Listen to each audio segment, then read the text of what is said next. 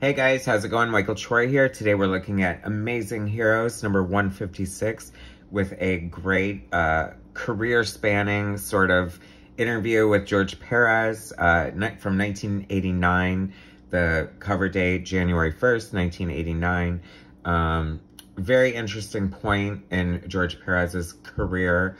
Very in-depth interview with lots of great insights, and super excited to share it with you today. So make sure you subscribe to my channel, hit that like button. I'm gonna cue the intro and I'll be right back. Hey guys, how's it going? Michael Troy here. Today we're looking at Amazing Heroes, number 156, with a great career-spanning sort of interview with George Pérez from 1989, the cover date January 1st, 1989. Very interesting point in George Pérez's career. Very in-depth interview with lots of great insights, and super excited to share it with you today. So make sure you subscribe to my channel, hit that like button. I'm gonna cue the intro and I'll be right back. FitzTroytv, comic book art critiques.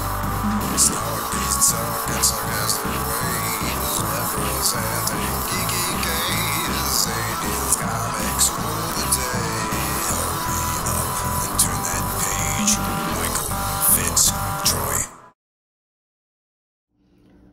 Okay, here we go. So, you know, as a comic book fan, I feel lucky that I had like some good publications about comic books growing up, and because I was always like very interested in writers and artists and the process and the behind the scenes and the sort of, you know, nuts and bolts of everything. So it was always fun to read interviews. Amazing Heroes is a great publication. If you guys aren't familiar with it, some really timeless, insightful interviews. I was so excited when this issue came out with George Pérez, a huge George Pérez fan. George Pérez and John Byrne are probably my top two favorite artists. George Pérez was undeniably influential on my own style. My brother's friend called me a Pérez clone, and at the time I took it as the biggest compliment, and I take it as the biggest compliment now. I mean, Pérez is one of the greatest consummate comic book artists of our time.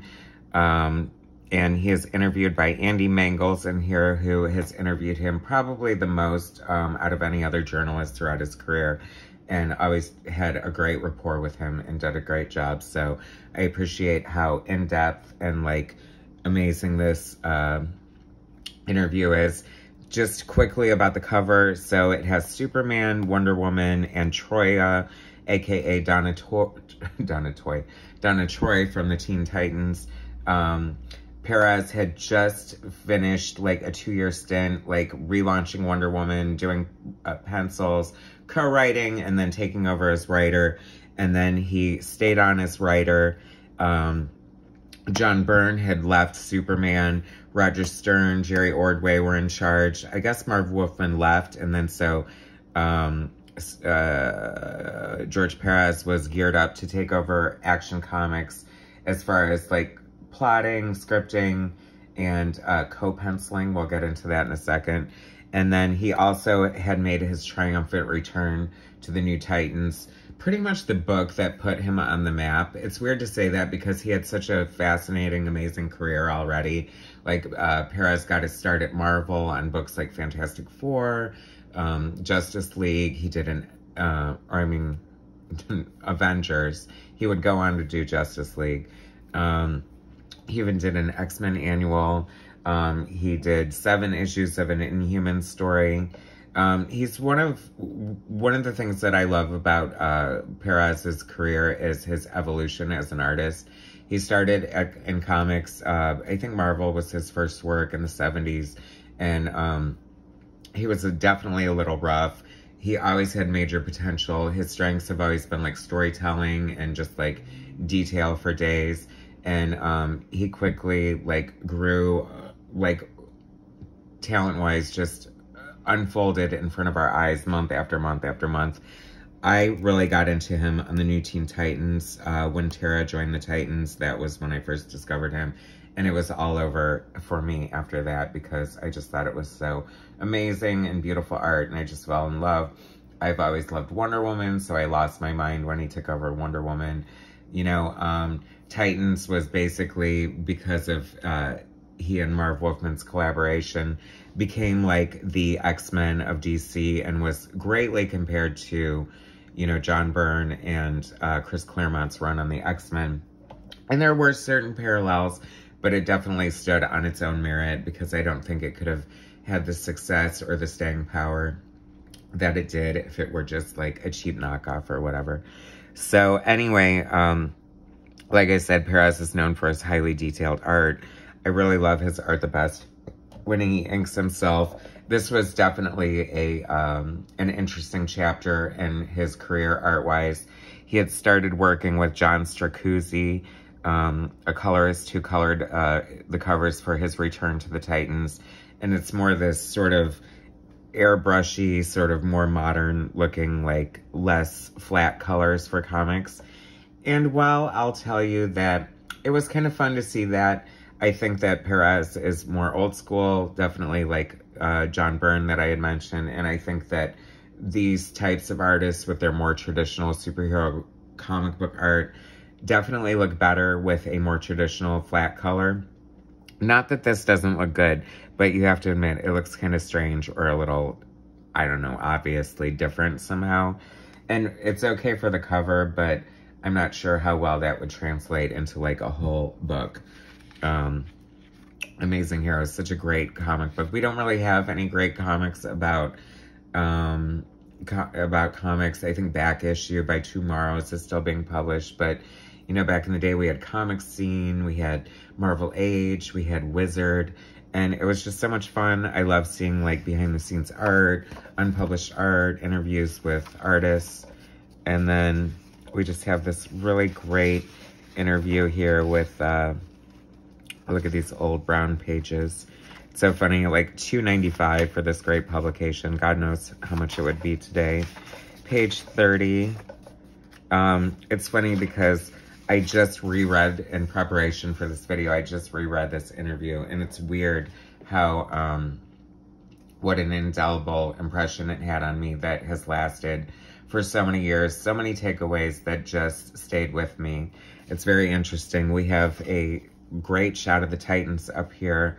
George Pérez had left the Titans after just like making them the #1 book at DC Comics.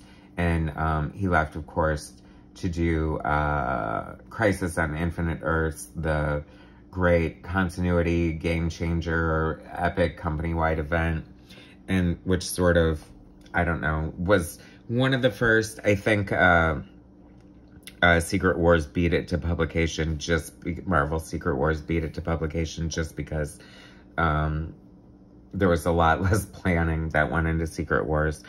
And then on the bottom of the page, we have this beautiful pencil art from the aborted JLA Avengers story, the famously aborted DC Marvel crossover from the 80s. Caused a lot of contention. A lot of things went right, wrong. There were like editorial disputes. Pérez just was definitely left a bad taste in his mouth, which he talks about in here. And of course, as we know, you know, hindsight's 2020, and this was in 1989, and we would finally eventually get our JLA Avengers crossover illustrated by Pérez, and boy, it was worth the wait. The art was breathtaking and beautiful. But we've also seen, and I believe Rob Liefeld did and probably still does own the original pages from the original JLA Avengers. And I remember seeing preview art and like focus on George Pérez, an art book about George Pérez, and just like being blown away how beautiful and detailed it is. And it was just such a shame that it didn't work out. So I'm glad that it finally did.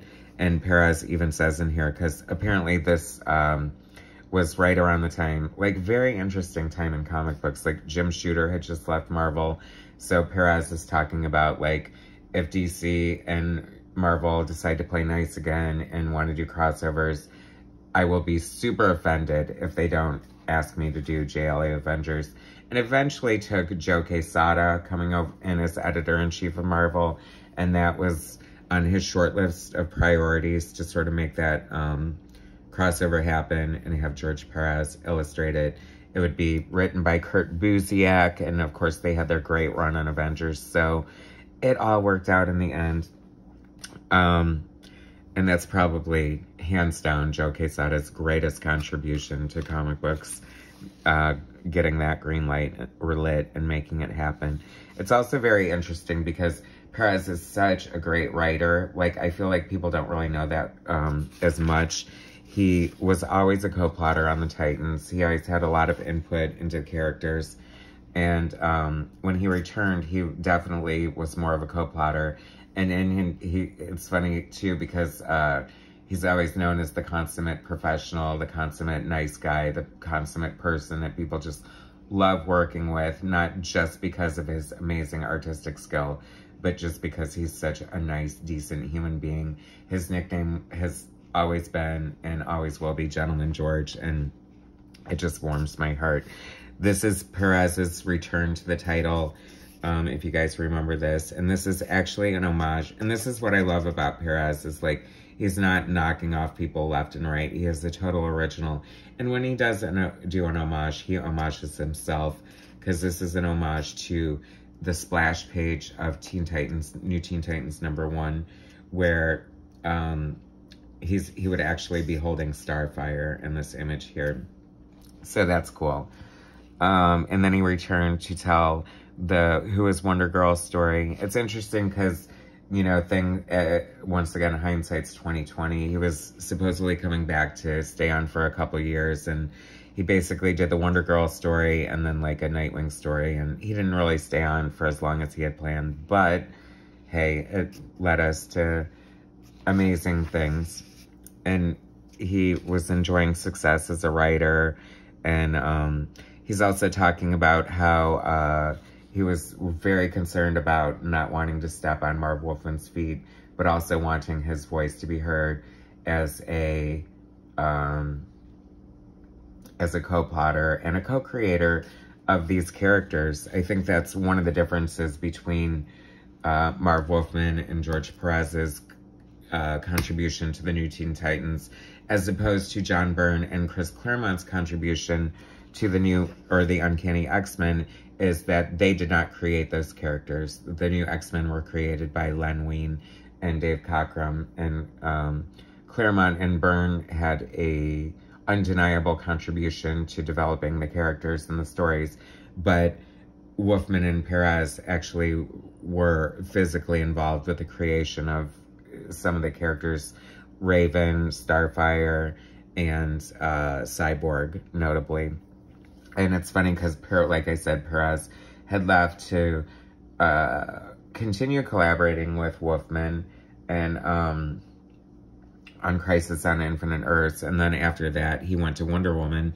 Meanwhile, Wolfman stayed on Titans, and he did kind of flounder a little bit. Like, he did some weird things with the characters that seemed a little uncharacteristic, which Pérez addresses in this interview. And whereas, like, once Byrne left, you know, Chris Claremont inarguably had many, many, many years of successful runs with other great artists. So it's not like he was at his lost on the X-Men as Wolfman was without Pérez, I feel. And it's funny because Pérez kind of feels like Starfire was treated like incorrectly, and rather than dismiss what Wolfman had done, he wants to address like why certain things were happening. And I just thought that was cool. Also, what stood out to me is that he talked about how like the artists that would follow him on Titans didn't really have much of a fair shot because they weren't, you know, people. Pérez and Wolfman just created such real characters that were like real people to us, and we felt like we sort of knew them.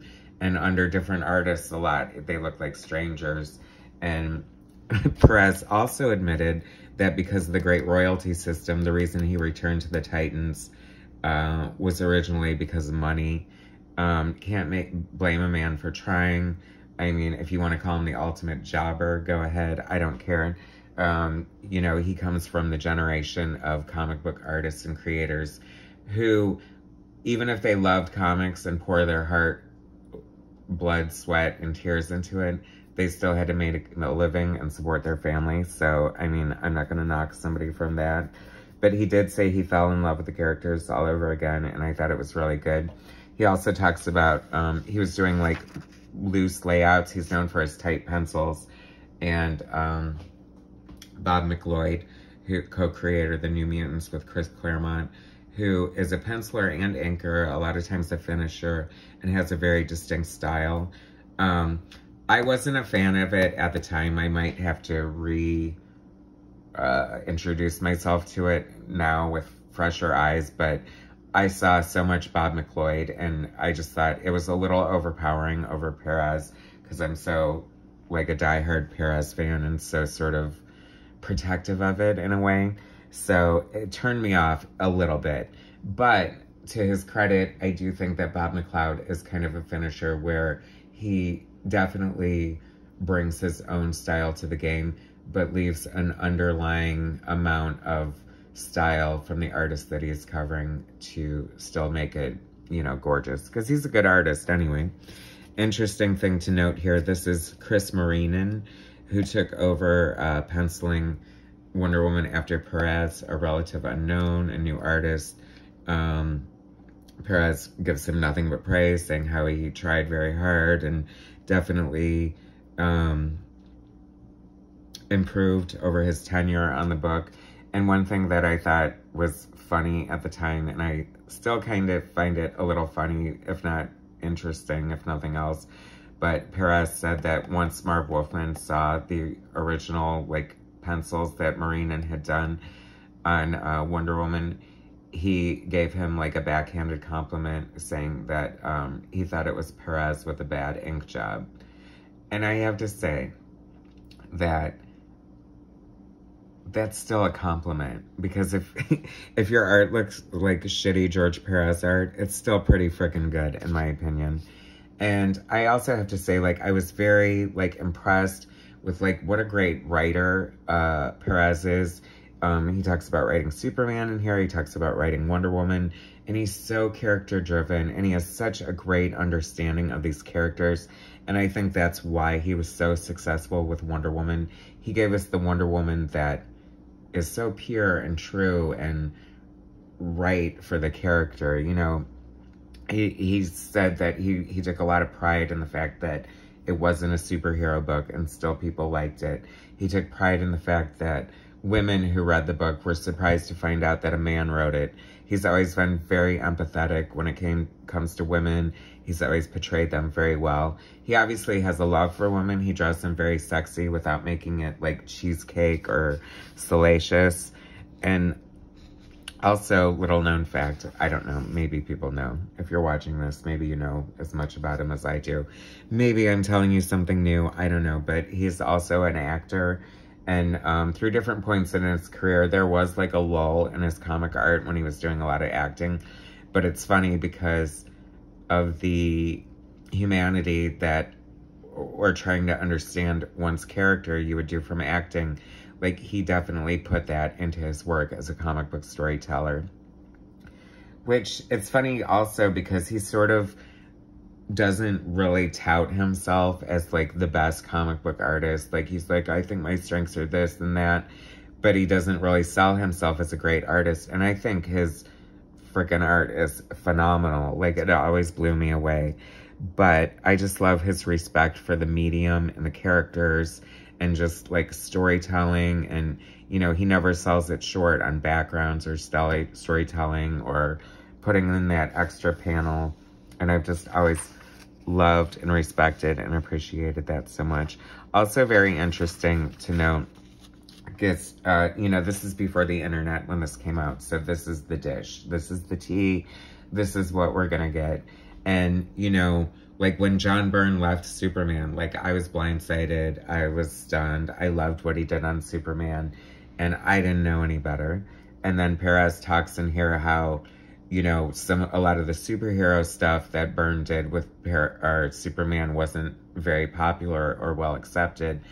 but he very much loved what he did with Krypton, like Tales of Krypton, the miniseries, I think, illustrated by Mike Mignola. And so there were 3 Superman books at the time. He said that Roger Stern was handling Superman the superhero.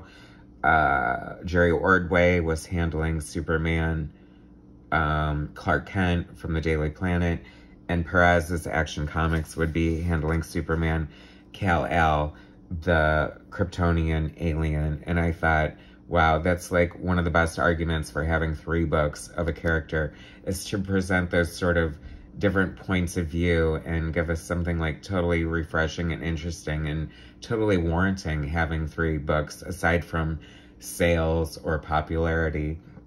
You know, just an opportunity to explore those very distinctly different aspects of one character's personality. So I thought that was super cool, and I loved that. And he just gives a breakdown of all the different Titans and like where they're going. It's funny, he talks about Raven and how like her sexuality and how she views sex, and she was a product of I guess sexual assault. I don't want to say the other word, and gets striked on YouTube, for God's sakes. And you know, so that has colored her perception of sex, and, you know, how he wanted to explore that, and how Jericho was kind of a player, but very respectful, but he had a healthy libido. And I just thought it was very interesting and real, and just so much, I don't know, we just don't get this kind of in-depth character studies and thought like this in superhero comic books. It feels sort of like caricatures of stuff like that. And then he talks about wanting to finish the Teen Titans graphic novel games, which, like, what, was only finished like a decade ago, if less than that.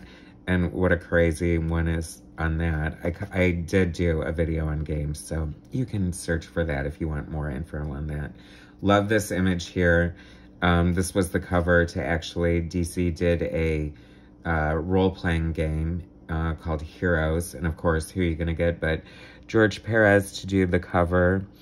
You can't see it because it's been cropped out, but there's a billboard that says Pérez and Giordano, so he already knew that Dick Giordano was gonna ink it.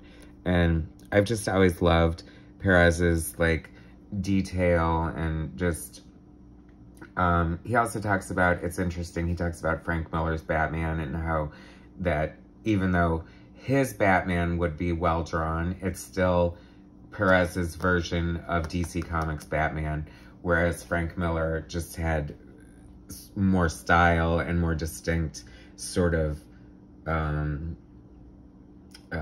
you know, like, very, like, much his own version of Batman. But I think, like, people like John Byrne and George Pérez, like, what I love about their art so much, and their traditional comic book art, is they make, like, the best versions of your favorite superheroes, like the versions you want to see. Like, it's always exciting when they draw someone that they normally don't draw, and how exciting that is. Like this cover here for Focus on George Pérez, a perennial George Pérez art book that's so amazing, and just, like, look at all this detail and all those characters. I just love it so much. So this interview was excellent. Like I said, Andy Mangels, a very well-known journalist, writer, comic book writer, who's been around forever and did a lot of great interviews with Pérez. Definitely in-depth, amazing. I highly recommend reading old interviews. If you guys can get a copy of this, fantastic. I think you should do it. I'm sure it's not too expensive on eBay. I don't know. I don't have the kayfabe effect going on, so I might get 1 or 2 people to buy this because of this video, but everyone should own it. It's great. Celebrating one of the biggest legends in comic book history, one of my all-time favorites. I adore the man so much, and this, I've always cherished this interview. Lots of great insight. Fantastic cover featuring 3 of my favorite Pérez depictions. Yes, even Troya in that ridiculous costume with her weird hairdo. Hey, it was 1989. What are you gonna do? Anyway, so that's my little thoughts. I'm sure I left a million things out, but I was just trying to hit on a few great points of this interview. And it's a great reminder of why George Pérez, why we love him so much and why he's so fantastic, and what a truly amazing career he's had. And this was such a great high point in his career. So it was kind of fun to revisit this interview and just, you know, have all the Pérez thoughts unfiltered. So definitely worth checking out. Amazing Heroes, number 156, featuring a fantastic interview with George Pérez. Check it out. Subscribe to my channel, hit like, share my content, and I'll bring you some more later. Thanks, guys.